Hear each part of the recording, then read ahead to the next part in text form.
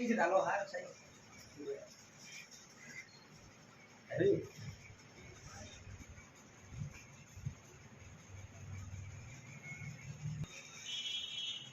याकू कहते हैं परिंदों को मंजिल मिलेगी यकीनन, परिंदों को मंजिल मिलेगी यकीनन, ये फैले हुए उनके पंख बोलते हैं और खामोश रहते हैं वो लोग अक्सर, ज़माने में जिनके हुनर बोलते हैं, ज़माने में जिनके हुनर बोलते हैं। तो आज हम हाफिज़गंज की सरजमीन पर बैठे हैं, जहाँ पर एक लड़के ने, जो यहाँ के हाफिज़गंज के पूर्व प्रधान हैं मुख्तार अहमद अंसारी, उनके एक बेटे हैं शमी अहमद, उन्होंने नीट की परीक्षा पास की है। जानना चाहते हैं हम कि किस तरीके से उनका सफ़र तय हुआ और कहाँ से इन्होंने सफ़र तय किया पढ़ाई का अपना। क्या नाम है आपका? जी, मेरा नाम शमी अहमद है और इस बार मैंने नीट में 633 स्कोर करा है और नीट परीक्षा पास करी है। आपके सफ़र की शुरुआत कहाँ से हुई? जी, सबसे पहले तो मैंने यहीं से 12th किया था पद्मावती एकेडमी से। फिर उसके बाद मैं राजस्थान चला गया, वहाँ पर मैंने तैयारी करी 1 साल। पहली साल तो मतलब एकदम एनवायरनमेंट चेंज हो गया, जैसे मैंने यहाँ देखा था वहाँ गया तो मैंने देखा कि यहाँ पर तो माहौल ही अलग है, इतना हाई कंपटीशन है, तो घबरा गया थोड़ा सा। फिर धीरे धीरे टीचरों से पूछा, सबसे पूछा, फिर उसके बाद गाइडेंस मिली मुझे।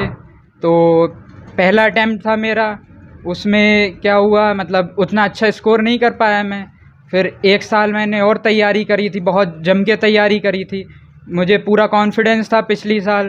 तो क्या हुआ था, पिछली साल भी मैंने कोटा से तैयारी करी थी तो वहीं पे सेंटर डाला था, लेकिन क्या हुआ कि पहले वो प्रेफरेंस देते हैं गर्ल्स को कोटा में, तो हमारा सेंटर जयपुर में चला गया। वहाँ पर जुलाई की गर्मी थी तो हम कोटा से वहाँ गए, जयपुर गए। वहाँ पर बहुत ज़्यादा गर्मी थी और स्ट्रेस भी बहुत था और एक नया माहौल था, तो वहाँ पर इतना वो नहीं हो पाया, इतना हाई स्ट्रेस कंडीशन थी, नई जगह थी, घर परिवार नहीं था, पापा साथ में थे। तो पता नहीं क्या हुआ कि मतलब 1 दिन पहले नीट के वहाँ पर मेरी तबीयत ख़राब हो गई, बहुत डायरिया बन गया मुझे। उससे मुझे बहुत और ज़्यादा स्ट्रेस हो गया कि कल परीक्षा है और आज मेरी तबीयत ख़राब हो गई है। तब भी पापा ने मुझे बहुत समझाया, मुझे बहुत बिठाल के पूरी काउंसलिंग करी मेरी कि बेटा मुझे तो ऐसा लग रहा है कि पापा मैं इस बार नहीं दूंगा, मेरी इतनी हालत ख़राब हो गई, मैं इतनी बड़ी परीक्षा कैसे दे दूं। तो पापा ने मुझे बहुत समझाया कि बेटा अरे ये जंग होती है, अब तुम बीच में से ही चले जाओगे तो एक अगर तुम्हारा सिलेक्शन नहीं हुआ तो तुम योद्धा तो हो, योद्धा कहलाओगे। तो पापा की बात सुनी उस टाइम, तो फिर मैं गया वहाँ पर। फिर मैंने नीट की परीक्षा दी तो पिछली बार मेरे 580 नंबर आ गए थे, पिछली बार भी मतलब सिलेक्शन नहीं हुआ था। फिर मैं घर पे आया तो घर पे मम्मी और सब पापा कहने लगे और परिवार के लोग भी कहने लगे कि बेटा अब क्या करोगे, इतना मतलब टाइम हो गया तुम्हें, दूसरा अटैम्प्ट हो गया है। तो सब परिवार वाले भी जोर डालने लगे कि अल्लाह का दिया हुआ सब कुछ है, तो इन्हें ऐसा करो कि हमदर्द में इनका एडमिशन करवा दो। लेकिन मेरा भी नहीं मन था और पापा का भी एक तरीके से मन नहीं था। परिवार वालों ने सबने बहुत समझाया कि तुम्हारे पास सब कुछ है, तुम क्या खाली टाइम बर्बाद कर रहे हो। लेकिन मैंने पापा से कहा नहीं पापा, पिछली बार तो मैं बीमार हो गया, मैं अपना फुल एफर्ट नहीं दे पाया, अपना पोटेंशियल मैंने नहीं अभी तक, अगर मैं बीच में ही छोड़ जाऊंगा तो आगे भी मैं कुछ होगा, परेशानी होगी, तो मैं बीच में से ही वही एक अंदर बन जाएगी मेरे कि बीच में से छोड़ के चला गया मैं तो वो कॉन्फिडेंस भी मेरा लो हो जाएगा।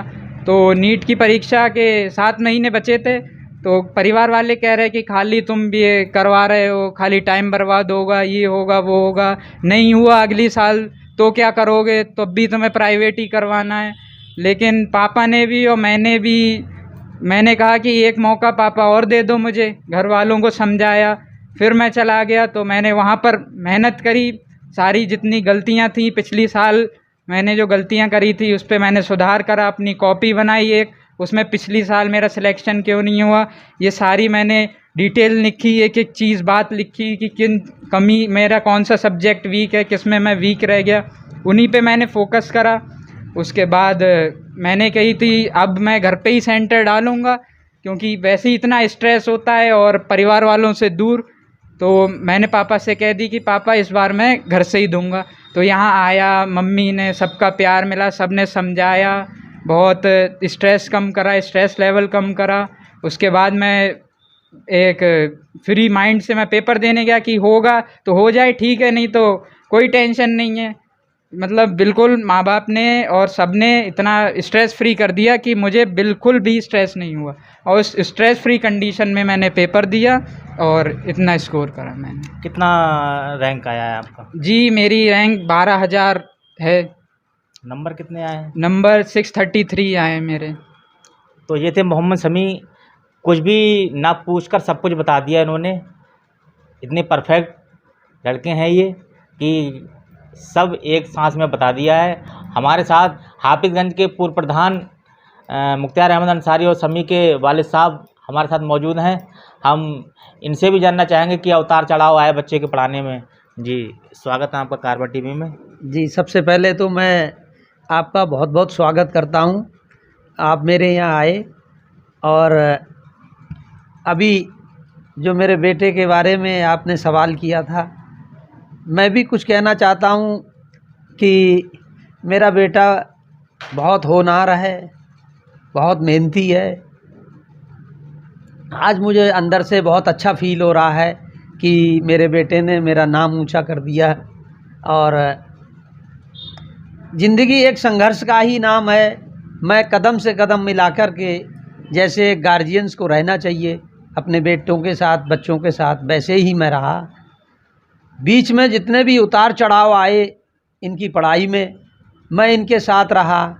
हर महीने या 1-2 महीने के बाद मैं मॉनिटरिंग करता था, कोटा जाया करता था ट्रेन से अकेले, और कोटा जाकर के मैं देखा करता था कि मेरे बेटे का काम कैसा है।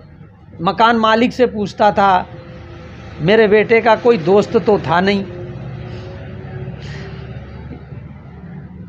इसलिए मैंने मॉनिटरिंग की। और बहुत उतार चढ़ाव आए, जैसा कि एक बार जयपुर में मेरे बेटे को स्ट्रेस की वजह से डायरिया हो गया, और उसी साल सिलेक्शन हो जाना था।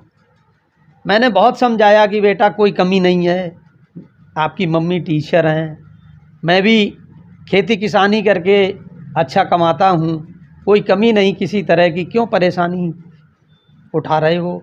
और आप जो हैं प्राइवेट में जामिया हमदर्द से आपके नंबर इतने हैं, 600-650 पे माइनॉरिटी कोटे में जामिया हमदर्द से आपका सिलेक्शन हो जाएगा।